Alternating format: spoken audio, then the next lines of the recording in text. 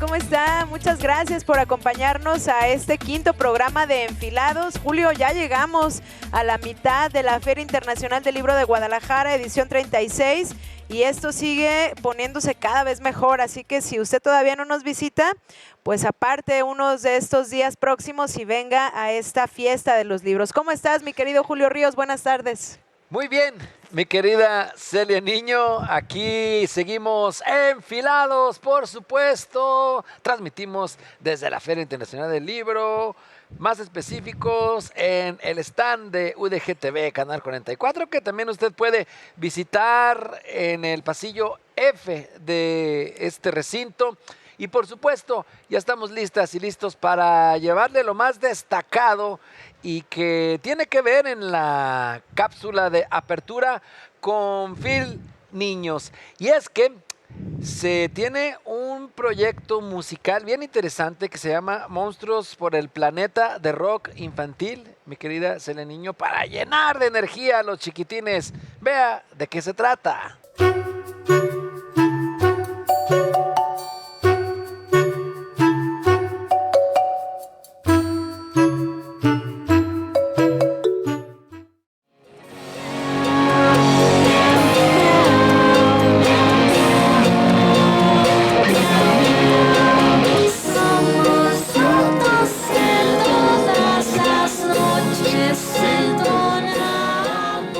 Bueno, Danza Monstruo es un grupo de rock para niños y niñas.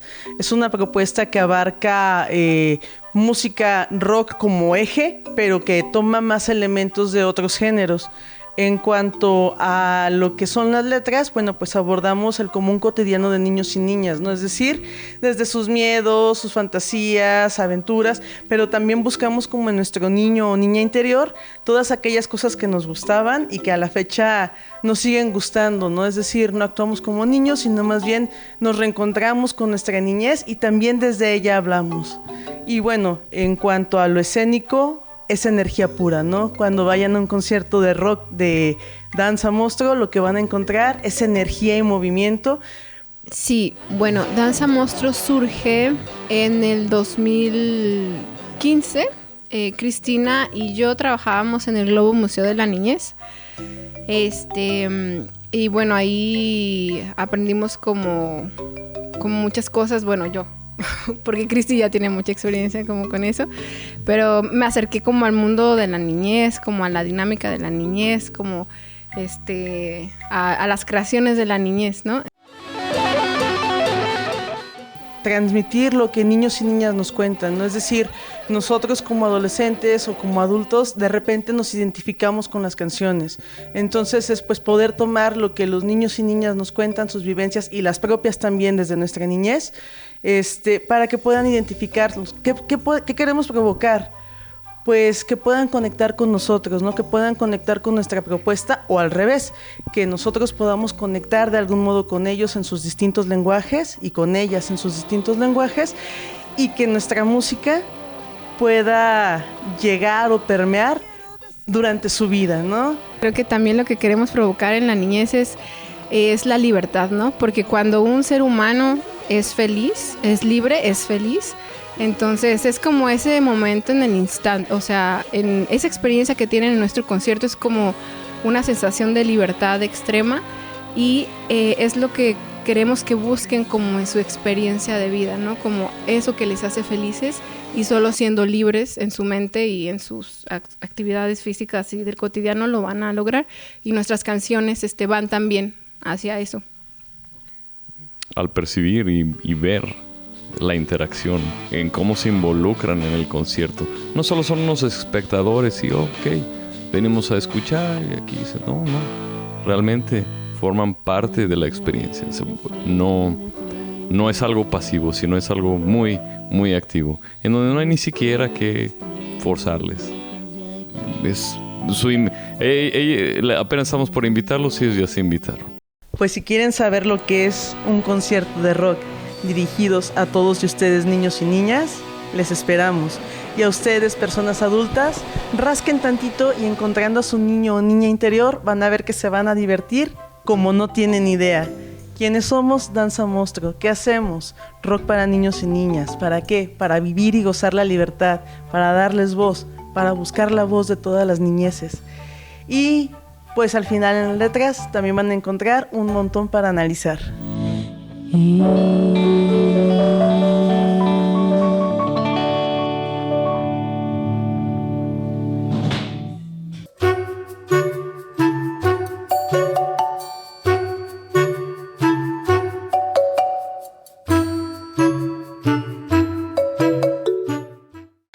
Y me consta que el rock and roll o los ritmos así muy trepidantes sí le dan energía a niñas y niños, mi querida Celia Niño, que de por sí tienen una batería muy cargada, pero esto motiva aún más a que se muevan, a que estén contentos. Sí, no les hace falta generalmente la pila al 100 a los niños y las niñas, pero sin duda este rock infantil que presentan en el Foro Phil, en el pabellón infantil de aquí de Phil Niños, pues sí los pone en un tipo de armonía, como lo decías, llena de energía, y los bailes que se están organizando allá en este apartado de Phil Niños, uno de los favoritos de todos los visitantes. Y Julio, ahora vamos a escuchar una cápsula de recomendación literaria de nuestra querida Elena Castillo.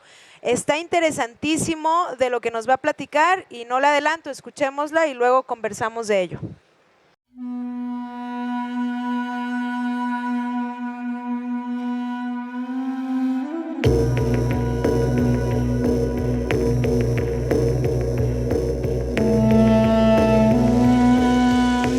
Hola, ¿qué tal? Bienvenidos a Fin de Bolsillo.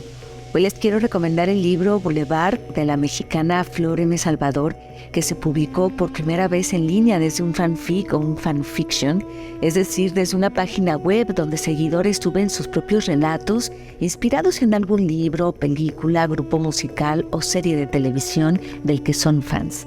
Se han dado varios casos en los que historias publicadas en estas plataformas logran tanto éxito que reciben propuestas de editoriales. Y este es el caso de Boulevard, de Flor M. Salvador, que se convirtió en todo un fenómeno en América Latina, pues su éxito se debió a la viralización en distintas redes sociales, logrando que la editorial Libro Naranja la publicara vendiendo cientos de miles de ejemplares, que posteriormente Penguin Random House la llevara al papel, que la historia creciera y se convirtiera en una saga juvenil de 3 tomos y que se espere próximamente el estreno de su adaptación al cine por Netflix. Esta increíble travesía inició con la obsesión de la autora por la banda australiana llamada 5 Seconds of Summer, de la que Flor es fan desde 2013, y con esta fuente de inspiración, Boulevard se desarrolla en Australia y sus personajes centrales llevan los nombres de Hasley, una joven estudiante ingenua y amorosa, y Luke, un chico adicto a las drogas.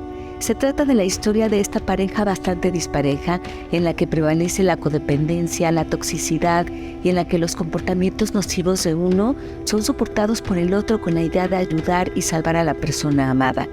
Por supuesto, la música es un elemento protagónico, lo que ayuda a que los jóvenes se sientan todavía más identificados.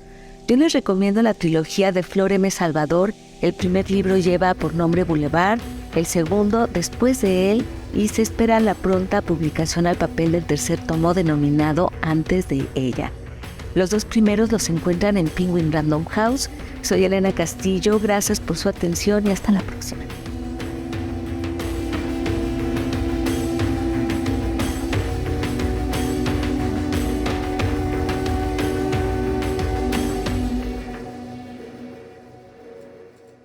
Fíjate nada más, Julio, esta historia, esta narración que tuvo su lanzamiento en las plataformas, tuvo tal éxito que se han impreso más de cientos de miles de copias. Ya hay una saga al respecto y además están ya planeando llevársela en su formato audiovisual al streaming.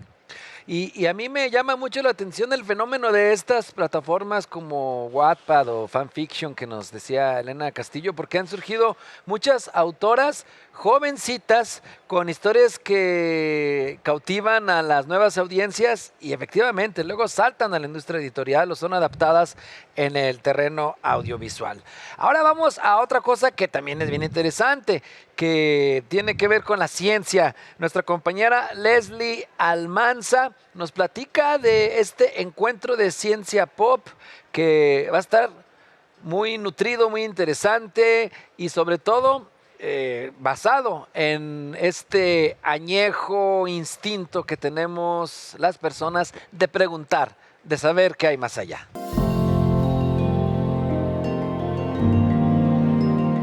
Hola, bienvenidos a este espacio de Fil Ciencia. La ciencia es mucho más que laboratorio o saber cosas. La ciencia es una forma de interrogar a la naturaleza teniendo presente nuestras limitaciones y sesgos, tanto perceptuales como cognitivos.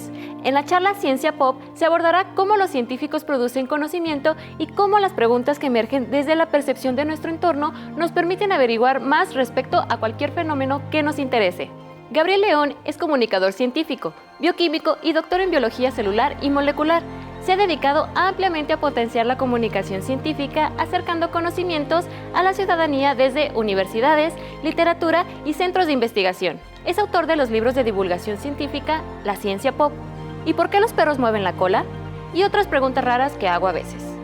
Acompáñanos en esta charla Ciencia Pop este sábado 3 de diciembre a las 18 horas en el Salón 3 de Expo Guadalajara.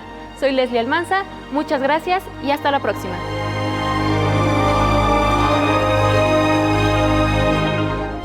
Gracias a Leslie Almanza. Y es que la duda, el cuestionamiento siempre ha sido una herramienta para construir el conocimiento, mi querida Celia Niño. Recordemos nuestras clases de filosofía. Sócrates acuñó ese método de bombardear con preguntas y cuando somos niñas y niños, no hay que negarlo, a veces ponemos en predicamentos a nuestra mamá o papá como la duda del libro, que es ¿por qué los perros mueven la cola? Nosotros preguntamos y luego ahí está trastabillando a veces nuestra progenitora porque no sabe qué respondernos, pero es un motor muy común de cómo el conocimiento va avanzando, el niño, el preguntarse. Así es, y justo para conocer más al respecto de este autor, de este divulgador científico chileno que nos invita a siempre preguntarnos y dudar del origen de todo, pues le presentamos esta entrevista con él. ¿Qué tal? Yo soy Gabriel León, soy un científico chileno y escritor y voy a presentar mi primer libro que se llama La Ciencia Pop. La idea del libro y la idea de estos descubrimientos que yo cuento en el libro tienen que ver un poco con rehumanizar a la ciencia y mostrarla como lo que es, una actividad humana. Y las científicas y los científicos son personas a las que les pasan cosas. No solo son personas que tienen ideas brillantes y a partir de esas ideas brillantes descubren cosas que son impresionantes. Y por lo tanto rescatar esas anécdotas, ese lado más humano de la ciencia, me pareció que era una forma muy interesante de redescubrir cómo realmente funciona la ciencia. En ese libro, por ejemplo, La Ciencia Pop, cuento cómo las fresas actuales, las fresas comerciales que podemos comprar en cualquier mercado, solo existen gracias a que el rey Luis XV envió un espía a Chile. Y ese espía que fue enviado a hacer mapas más precisos de las bases y puertos que los españoles tenían en nuestro territorio, se encontró con una fresa silvestre en nuestro territorio que a él le pareció interesante, la llevó de vuelta a Francia y en Versalles esa fresa silvestre chilena fue cruzada con otra fresa que venía de Norteamérica y el cruce de esas dos fresas produjo a la Fragaria ananasa o la fresa piña, que es la fresa comercial actual, algo que solo ocurrió porque este espía vino a Chile, lo que muestra, por ejemplo, uno de estos lados curiosos y llamativos de cómo ocurre este tipo de descubrimientos. Bueno, para poder escribir estas historias, yo usualmente empleo varias fuentes distintas. Evidentemente hay mucha literatura científica, artículos científicos que se encuentran en bases de datos especializadas, pero también tiene que ver con la vida cotidiana, con las conversaciones que escucho, a veces un dato que escuché en alguna charla o algo que escuché en un programa de televisión y me llama la atención, inmediatamente lo anoto para luego poder buscarlo y efectivamente confirmar la información que originalmente escuché. Tengo la sensación que el gran desafío que enfrentamos quienes nos hemos dedicado a la comunicación de la ciencia y a la divulgación de la ciencia tiene que ver justamente con mostrar que la ciencia no solo son sus productos. Habitualmente, las personas, el público en general, los políticos, las personas que no están involucradas directamente con los procesos científicos, tienden a confundir a la ciencia con los productos de la ciencia, con la cura de una enfermedad, con un fármaco nuevo, con una nueva tecnología. Y todas esas cosas que son tremendamente útiles, que son fascinantes, que son relevantes, no son, sin embargo, la ciencia.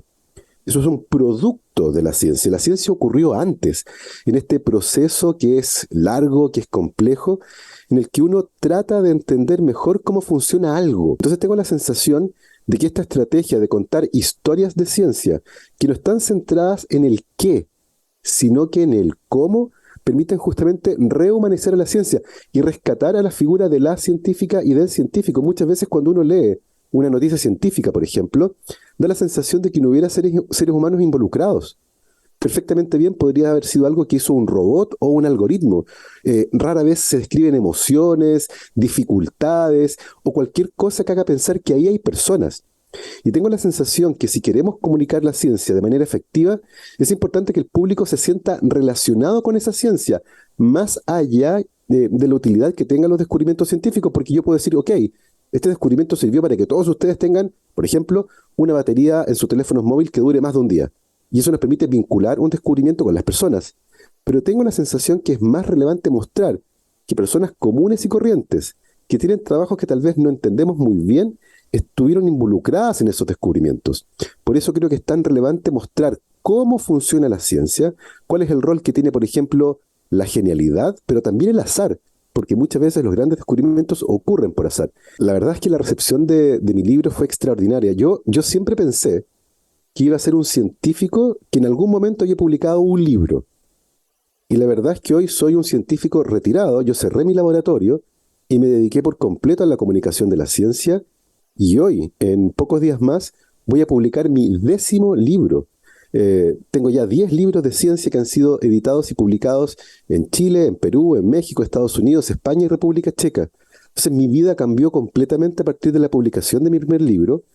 Algunos de mis libros para público infantil, por ejemplo, están disponibles en México desde hace algún tiempo. Es una serie de libros que forma parte de algo que yo he llamado las preguntas raras, incluyendo el primero que se llama ¿Qué son los mocos? Y otras preguntas raras que hago a veces, que son libros que escribí por encargo de mi hija. Y ha sido una experiencia fascinante. Insisto, yo nunca pensé el impacto que iba a tener este primer libro. De hecho, al poco tiempo de publicarlo en Chile, el año 2017, la editorial me contactó y me ofreció escribir otros 2 libros. Y en ese momento me di cuenta que había algo interesante pasando, que había un interés por este tipo de literatura. Y como te contaba, ya este año voy a publicar mi 10º libro de divulgación científica. Así que ha sido una experiencia extraordinaria, una gran conexión con el público y que además me ha permitido publicar mis libros en otros países además de Chile. Yo estoy tremendamente ansioso, muy ilusionado de poder estar con ustedes en Guadalajara.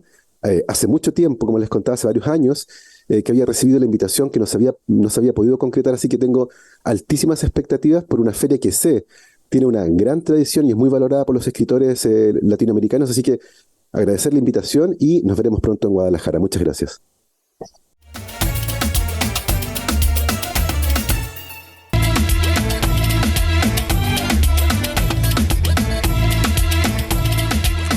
Continuamos enfilados y aquí el cansancio lo dejamos guardado. Estos 9 días de Feria del Libro, del que ya le platicaba, ya vamos a la mitad, pues se anula el cansancio porque la energía de tanta gente, tantas lectoras y lectores nos contagia y nos pone sobre todo bastante contentos. Julio, tenemos más cosas preparadas esta noche. Claro que sí, una entrevista con Nando López, escritor de origen catalán, dramaturgo, novelista, con enfoque a la comunidad LGBT. Vamos a ver esta charla. Pues el título del libro surge porque yo quería que fuera una manera de entrar en el libro que nos diera que pensar sobre si realmente esa edad de la ira, que es la que le da título a esta historia, es la adolescencia, como aquí tenemos a los protagonistas que la interpretan en su versión televisiva, o si realmente esa edad de la ira es el tiempo en el que vivimos todos. Es decir, al final es un libro que lo que quería plantear es que esa violencia que siempre achacamos a la adolescencia, esos problemas, esos prejuicios, en realidad no son más que el reflejo de una sociedad donde esas violencias siguen ocurriendo y la adolescencia es víctima de esas violencias. Lo que pasa que es más cómodo culpar a la gente más joven que asumir que tenemos una sociedad con muchos problemas que trabajar y que además debemos abordarlos desde mucho muchos frentes. Por eso en este libro se opta por un título que en el fondo es engañoso, porque todo el mundo piensa, claro, la edad de la ira es igual a adolescencia, pero en realidad lo que está contando esta historia es que a lo mejor estamos viviendo esa edad de la ira, a lo mejor estamos viviendo una época turbulenta, convulsa, en la que, por desgracia, todas las violencias que aparecen en este libro, en el que se habla de homofobia, de xenofobia, de violencia machista, están ocurriendo. Y están ocurriendo en todas las edades y en todas las generaciones. Lo que pasa es que a menudo miramos solo a la generación más joven, olvidando que las causas están en todas las demás. La novela, desde que salió La Edad de la Ira, ha tenido un recorrido muy, muy especial, en tanto que no ha dejado de reeditarse nunca. Lleva 10 años reeditándose ininterrumpidamente. Y también el primer viaje que vive este libro es que pasa de ser una novela específicamente adulta. Este libro fue finalista al Premio Nadal 2010, por eso se publica en 2011, y de repente empieza a caer en manos de adolescentes que lo hacen suyo. Hoy en día también se considera lo que es young adult o juvenil adulto. Y lo que va ocurriendo con este libro es que se empieza a prescribir y recomendar en muchísimos institutos, en muchas universidades, empieza a llegar a cada vez más gente, pasan unos años y proponen hacer una versión teatral y después surge la posibilidad de llevarlo a la televisión con este elenco, con Manu Ríos, Amaya Verasturi, Daniel Ibáñez, como protagonistas de esta historia. ¿Por qué ahora? ¿Por qué surge en este momento? Pues porque consideran tanto la productora Mediapro como la cadena 3Player que es el momento de contar esta historia, porque en esta historia se denuncia cómo la vida de sus protagonistas, de estos 3 jóvenes, que son Marcos, que son Sandra y que son Raúl, se ve afectada por 2 violencias, la violencia machista y la violencia homófoba, y cómo esas violencias condicionan su vida, su día a día, su salud mental, hasta el punto de que llegan a estallar y acaban desembocando en un terrible asesinato. Pues un saludo y un abrazo gigantesco a toda la gente que está en la FIL, que está llenando esta ocasión maravillosa de encuentro entre libros y entre las personas que escribimos esos libros y las personas que nos leéis, y ojalá nos podamos ver en la presentación de este libro, de La Edad de la Ira, para hablar tanto de la novela en sí misma como de su viaje al teatro y a la televisión, y reflexionar sobre los caminos de las adaptaciones literarias y poder contestar cualquier duda que podáis tener o curiosidad al respecto de este proceso, que siempre es fascinante, de cómo trasladar un lenguaje a otro. Muy recomendable la obra de este autor, Nando López, sobre todo La Edad de la Ira, una obra, mi querida Celia Niño, que también fue tan exitosa que hasta se adaptó como serie televisiva.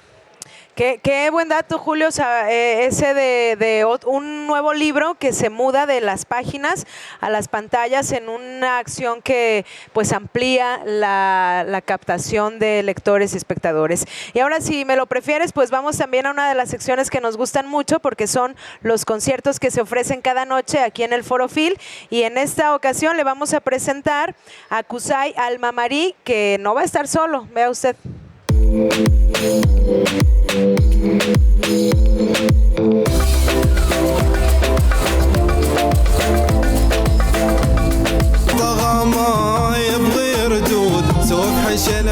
Qusay, de 25 años, es un cantante solista y ejecutante de laúd, amante del folclore emiratí. Comenzó su carrera artística a los 15 años participando en concursos de canto en la escuela y eventos de verano como Our Summer is Special.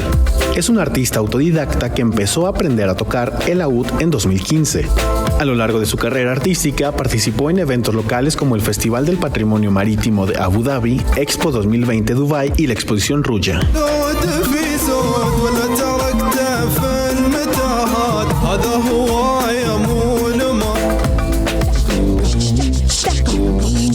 Con 30 años de carrera y 21 discos en el mercado, Iraida Noriega es considerada una de las cantantes y compositoras más sólidas y experimentales en el mundo de la música en México, ya que sus pasos han atravesado los caminos del bolero, el rock, el folclore, lo electrónico, el funk, el soul, lo orquestal, la palabra hablada y la poesía, siempre guiada por la libertad de la improvisación y de su raíz jazzística.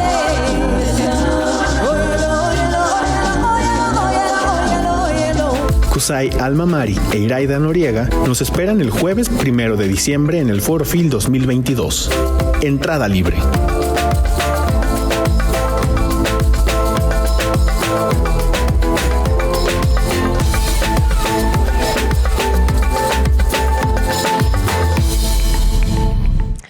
Suena bien este folclore emiratí con esta mezcla interesante. Julio, y pues ha sido un placer, pero antes de irnos, tú quieres hacer la última recomendación. Efectivamente, y por supuesto, ir a este concierto de laúd. Me gusta mucho este instrumento muy exótico, muy sensual. Data desde los tiempos de los egipcios, aunque luego en la Edad Media tuvo popularidad y actualmente se está utilizando mucho para estas expresiones. Hay que tomar nota porque llega el momento de la Agenda Phil y nosotros llegamos al final, mi querida Celia, porque seguimos enfilados. Nos vemos mañana.